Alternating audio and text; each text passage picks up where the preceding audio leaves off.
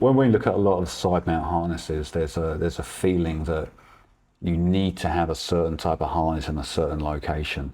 Where with diving, let's say heavy steel, you need to have a system with so much lift in it. Yeah. And so I hear a lot of the time that, let's say, the Razor system is only suitable for Mexico, and let's say something like the XD is what you need to have when you're in Florida. Sure. So is it the case that the Razor is somehow not designed to work with steel? Is there some kind of limitation with it? No. I mean, on paper, they both have more than enough lift capacity. More than enough. A lot of divers don't even realize actually that, and a lot of the reason I think wings are designed with too much lift is that to make an improved piece of dive equipment and defend it should something go wrong, there's basically saying that, well, ours can easily support all these cylinders, and if somebody overweighted themselves by a certain amount, it would still be okay. Sure. You know, so what we found out is that you need something nowhere near what everybody's already making their wings at. Okay. Yeah. So it's irrelevant, that thing really. So is it a case that it's just a number on a spec sheet, and a bigger number must therefore be a better unit? I mean, is it that simple? Well, I think, yeah, the way most people would lead it to believe is yes. And then you also hear, well, if it's got a redundant bladder, again, it must be better. Fine. So no, not all the time it's better. I think, you know, how the air moves around the wing and how easy it is to put air in, take air out in different orientations, that becomes way more interesting to me. Okay. Yeah. One of the things that I hear or see is people using double enders to secure the top of the tank onto a chest D-ring, Sure. which they're using either to walk on land or even climb a ladder. Yeah. Do they need them? Should they have them? Well, what do you think? Well, we know bungees are very efficient. And some people might argue that if you had your bungee in, and then you say you're walking up that ladder, well, you shouldn't do that because you'll overstress the bungee or you'll stretch it. And the reality is, well, the bungee's only going to get pulled so much. The worry there is if you really bend over and that bungee's able to come out, that's a different story. So a double ender would be a hard fixed clip that's very unlikely to come out.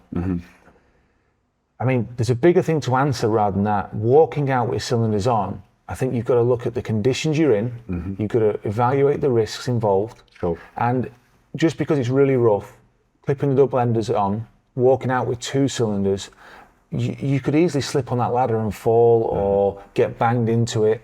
And there's a big difference between getting banged with one cylinder on, no cylinders on, and two cylinders on.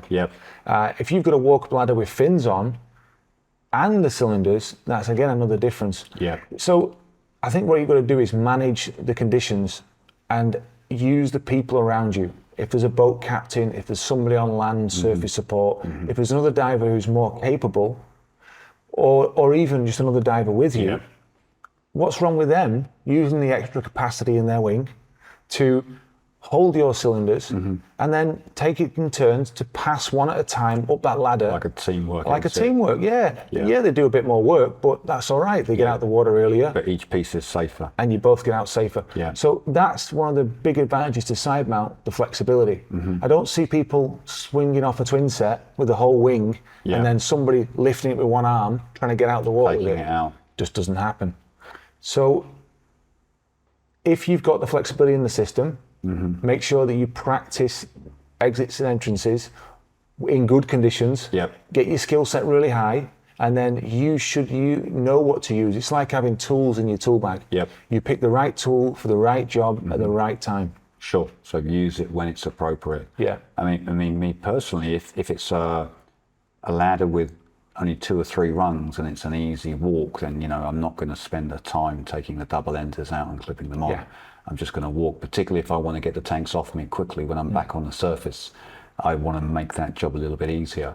Totally agree with you about them falling to the side, of course, and I think that, yes, when it can be rough and when you're worried about that, you know, that's when it, I think, makes sense. But when I see people doing a long walk, Oh, well. coming down, let's say from the car park. Yeah, in Gozo Rex, it's crazy this. Yeah, even on land, I mean, we'll see this in Stony Cove, for example, people taking the walk all the way down from the car park. And yes, I mean, I can't argue that the double ender is a secure They way. just want to show people how cool they look. Absolutely, absolutely. Don't mistake them for something else. They want to be clear. I know I'm side mountain, I'm going there. Yeah. Now, I mean, there's better ways to do it. Take one cylinder at a time.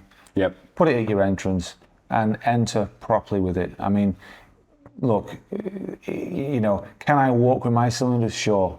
Do I do it? No. No. Why would you? Why put all that extra strain and stress on your body and potentially risk injuring yourself? Then you're going to have a lot less diving. Yep. And it's no fun having a bad back. No, for sure.